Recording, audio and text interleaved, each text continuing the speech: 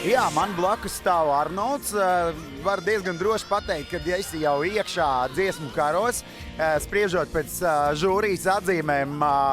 Kādas emocijas, kā gāja?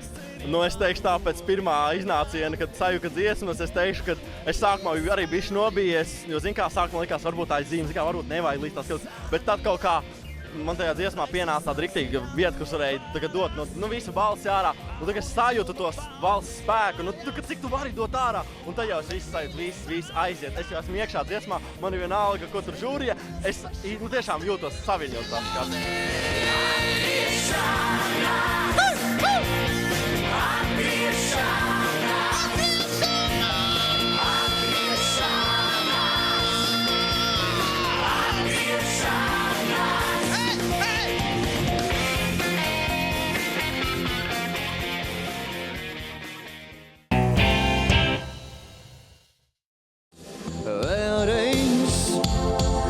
Tavai pierai pieskaties, vēl es negribu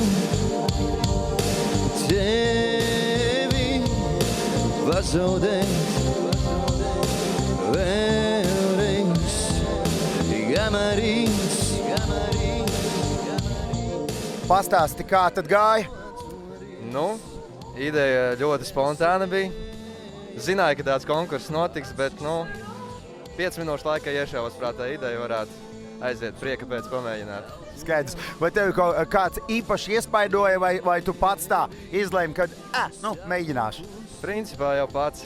Droši vien tās zvaigznes ir sastājušās, saule pareizi iespīdēja un vējš papūt no pareizās puses. Kas tā bija par dziesmu, ko dziedāji, un kāpēc tieši tādu dziesmu izvēlējies? Dziedāju Jumprovas Vēlreiz. Dziesma man personīgi ir tāda ļoti tuva, varētu teikt. Esmu dziedājis pats sakot, tāpēc arī izlēmu. Tad jau būšu